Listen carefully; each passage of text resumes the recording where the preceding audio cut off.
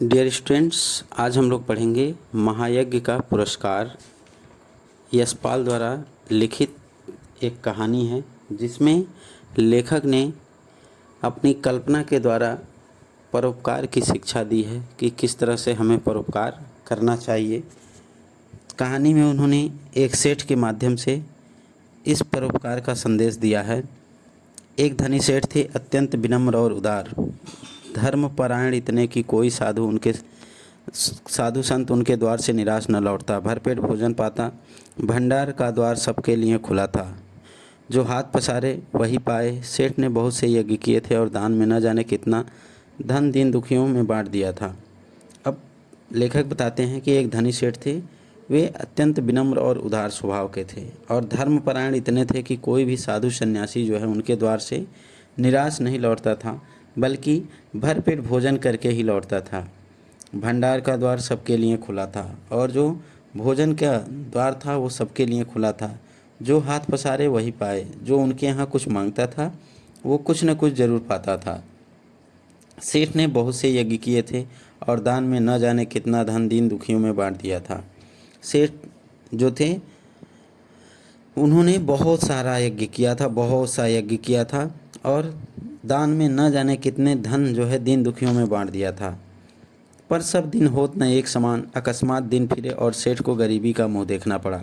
संगी साथियों ने भी मुंह फेर लिया और नौबत यहाँ तक आ गई कि सेठ और सेठानी भूखों मरने लगे। अब देखिए, समय का करामात है। कहते हैं कि सभी दिन एक समान नहीं होता और अचानक एक दिन सेठ के दिन फिरे और सेठ को गरीबी का मुंह देखना पड़ा। अर्थात सब उन्होंने दान कर दिया तो एक दिन वो भी गरीब हो गए। अब जो संगी साथी थे उन्होंने भी मुंह फेर लिया। कहते हैं कि सुख में सभी लोग साथ देते हैं, दुख में कोई साथ नहीं देता है। इस कारण से उनके जो संगी साथी थे उन्होंने भी मुंह फेर लिया। यहाँ तक नौबत यहाँ तक आ गई कि सेठ सेठानी को भूखों मरने लगे। अब सेठ सेठानी जो है भूखे रहने लगे। किंतु उन दिनों एक प्रथा प्रचलित थी, यज्ञों के फल का क्रय विक्रय। क्रय विक्रय अर्थात खरीदना बेचना हुआ करता था। छोटा बड़ा जैसा यज्ञ होता था उसके अनुसार मूल्य मिल जाता था। जब बहुत तंगी हुई तो एक दिन सेठानी ने कहा, न हो तो एक यज्ञ ही बेच डालो। अब उस समय, जिस समय की यह घटना है, चूँकि यह घटना एक काल्पनिक घटना है, तो लेखक यहाँ बता रहे हैं कि उन दिनों एक प्रथा प्रचलित थी कि जो भी मनुष्य यज्ञ किया है उस यज्ञों का क्रय विक्रय होता था और छोटा बड़ा जैसा यज्ञ होता था उसके अनुसार उसकी कीमत मिलती थी। जब बहुत तंगी हुई तो सेठानी ने एक दिन सेठ से कहा कि न हो तो एक यज्ञ बेच डालो। सुनकर पहले तो सेठ बहुत दुखी हुए, पर बाद में अपनी तंगी का विचार कर एक यज्ञ बेचने को तैयार हो गए। सेठ के यहाँ से 10-12 कोस की दूरी पर कुंदनपुर नाम का एक नगर था, जिसमें एक बहुत बड़े सेठ रहते थे। लोग उन्हें धन्ना सेठ कहते थे। यह अफवाह थी कि उनकी सेठानी को कोई दैवी शक्ति प्राप्त है जिससे वह तीनों लोगों की बात जान लेती हैं। अब सेठ जो है पहले तो यह सुनकर बहुत दुखी हुई कि यज्ञ बेचना पड़ रहा है, किंतु अपनी आर्थिक तंगी का विचार करके यज्ञ बेचने को तैयार हो गए। सेठ के घर के से जो है 10-12 कोस की दूरी पे, एक कोस में 3 किलोमीटर के आसपास होता है, तो 10-12 कोस मतलब 30-36-40 किलोमीटर के आसपास एक कुंदनपुर नाम का नगर था, जिसमें एक बहुत बड़े सेठ रहते थे। लोग उन्हें धन्ना सेठ के नाम से जानते थे और उन्हें धन्ना सेठ कहते थे। यह भी अफवाह थी कि उनके यहाँ जो सेठानी है उसे कोई दैवी शक्ति प्राप्त है जो तीनों लोगों की बात जान लेती है। तीनों लोगों अर्थात भूत भविष्य और वर्तमान की बात जो है वो जान लेती है।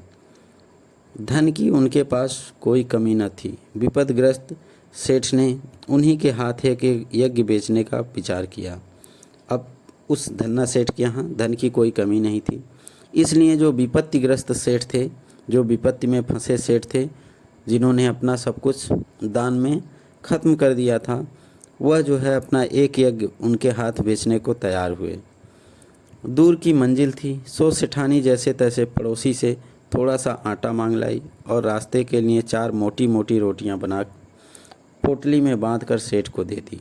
अब मंजिल जो है दूर था, मैंने बताया कि 36-40 किलोमीटर के आसपास था, तो दूर था, इसलिए सेठानी जो है अपने पड़ोस में गई और वहाँ से कुछ आटा मांग लाई और उस आटे की 4 रोटी मोटी मोटी रोटियां बनाकर सेठ को एक पोटली में बांधकर दे दी। सेठ बड़े तड़गे उठे और कुंदनपुर की ओर चल दिए।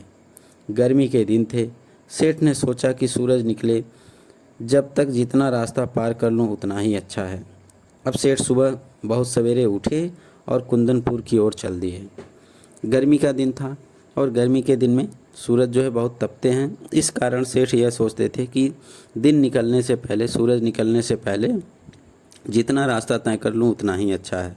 यह सोचकर खूब तेज़ चले, लेकिन आधा रास्ता पार करते करते धूप में इतनी तेज़ी आ गई कि चलने में कष्ट होने लगा। पसीने से उनकी सारी देह लथपथ हो गई और भूख भी सताने लगी। अब सेठ जो है अभी रास्ता आधे दूर ही चले थे कि धूप इतनी तेज़ हो गई कि चलने में कष्ट होने लगा और सेठ पसीने से लथपथ हो गए और उनको भूख भी सताने लगी। तो आज इतना ही। अगले भाग की व्याख्या हम अगले भाग में करेंगे। धन्यवाद।